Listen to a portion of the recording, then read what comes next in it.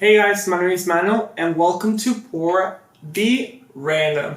Today is the first day of the reading rush. Right now it is, I think, 3 o'clock. And so far I have read one book, which means my total page count for today, for now, it's 322 pages. The book that I read today is The Magician's Nephew by C.S. Lewis. This was really interesting. A long time ago, I read like the first 30 pages, didn't like it, put it down. But this time that I read it, it's so full of fantasy. Never in a million years would I expect this book to be what it was. I really liked it. I gave it 3.5 stars. I don't think it's a 4-star book because it's the beginning of everything and some things were undeveloped. Still, I think this was a very good read for the first day. It is keeping me on my toes for me to read more, and that's exactly the mood that I want to be in. And because I already read a book today, I thought, why not make this book tag that Raylene and Ariel posted on the Reading Rush channel. So today I am going to do the Racing to Read book tag. When I saw the questions on their channel, it just gave me this impulse to actually record. So let's get started because I have to keep reading. The first question is warm up. Show a book that stretches your mind. And for me, that is Inferno by Dante Alighieri. That book I had to study for a literature class because we had to analyze it, read it, analyze it again, read it again. It all makes so much sense for me to put this book into this category. For me, that book experience was as if I had to open my head, put all the words inside, close it, and try to process little by little everything that the book told me. When I read that book, I did felt like my mind was trying to stretch up and make itself a little bit bigger so that I could fit all the information that was given to me at the moment. If you don't know what that book is about, it's basically the first section of the Divine Comedy. There is Inferno, which I have read, Purgatory, which I'm reading little by little, and Paradise, which I have not read. This is considered a classic, and it's a classic for a reason. It is so well structured. The story is Dante's story of the journey through hell, purgatory, and paradise. The interesting thing about the story is how the hell is developed. All the punishments, the characters that appear, how the characters react throughout the story of all the punishment, and just the gruesomeness is so powerful. That's why I love it. It's one of my favorite classics. It's also one of my favorite books, and I cannot wait to read the whole Divine Comedy. Start line. What's a book that you have started but didn't finish? For me, this book would be Panic by Lauren Oliver. I have a lot of things to say about this. I, of course, didn't finish it. I started it. I hated the main character from page 1.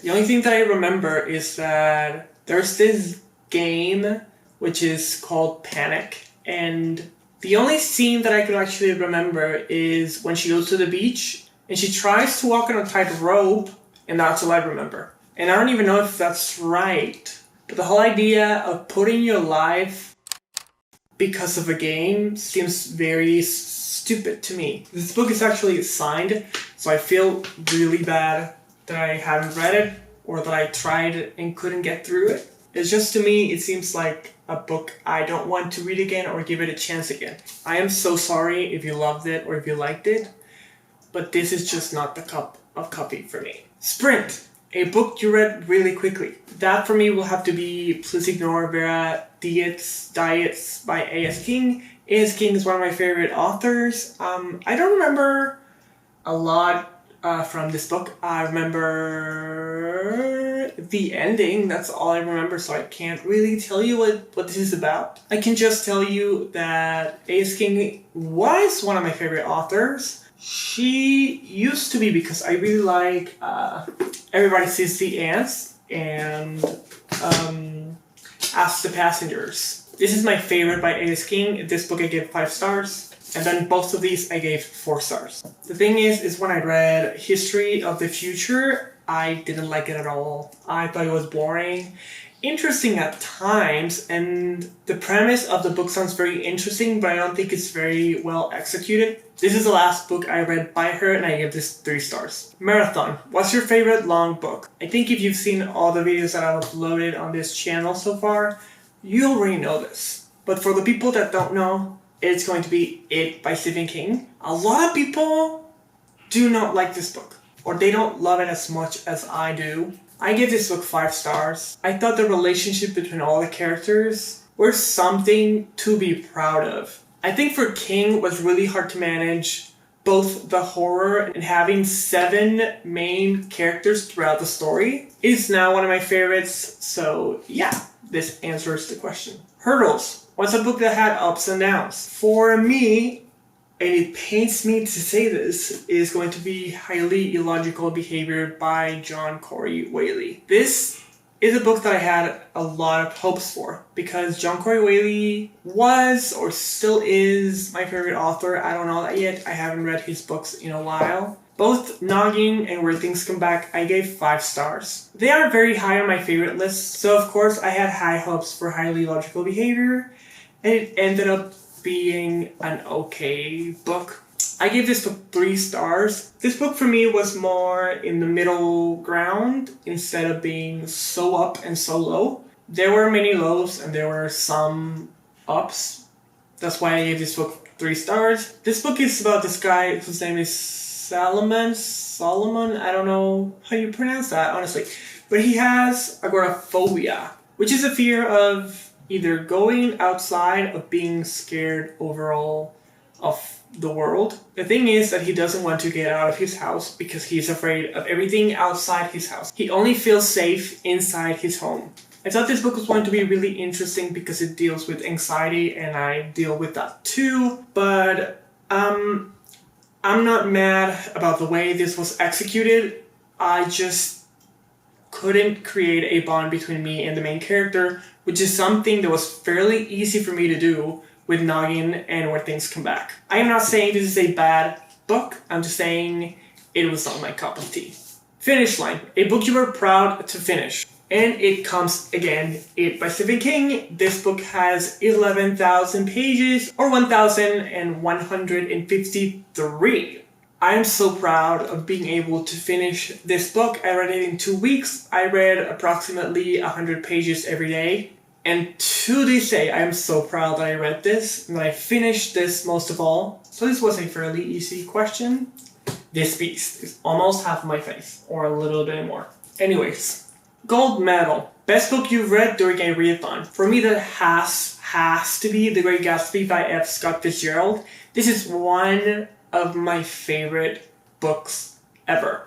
It's also one of my favorite classics. This book is really hard to describe. The only thing that I can say is about, of course, Gatsby, all of the parties he makes. He meets again with a lover he used to have during the time he went to war. Now she's married and both have to see if they want to do something about it or not. And while that's happening, he makes a new best friend, which is his neighbor. And also, throughout the story, we get to see all the mysteries that surround Gatsby. That's the best way that I can describe this. Trust me, it is a very good book. It is very, very small. That's why I read it for a readathon. And of course, I gave this 5 stars. The last category is Participation Ribbon. An underrated book you wish had more attention. It pains me that even if a lot of people know this book, I don't feel like this is a book that has been recommended so many times that people are tired because of it. And I so wish that was the case with this book. It is Extremely Loud and Incredibly Close by Jonathan Safran Foer. I had already seen the movie before I read this book, and I love both of them. I do prefer more the book. This book is one of my ultimate favorites. Actually, a lot of the ones that I have put in this list are on my favorites. This book is about this boy who used to have sort of treasure hunts with his father. They could last days, weeks, or even months. The last treasure hunt they had, while it was happening, the father died on the 9/11 attack. So the rest of the treasure hunt is Oscar, which is a 9-year-old boy, trying to cope with the death of his father. and trying to find whatever his father left him on the treasure hunt. It's a very touching story. It's also a very experimental book because we're seeing the story through a 9-year-old. We have a lot of pictures, we have sometimes very odd ways of writing, like sometimes there are blank pages like that and you don't know why. When you read it, it all makes sense. So of course I gave this book 5 stars. I hope that me talking about this book makes you want to buy it because it is such a great book. There's a reason why it's on my favorites, and that reason is because you should read it. I had a lot of fun making this video, but I have now been recording for an hour. So I have just wasted 1 hour of reading on the reading rush. So I'm going to say goodbye. Thank you so much for watching this video. I hope you enjoyed it. I hope you have a great day and goodbye.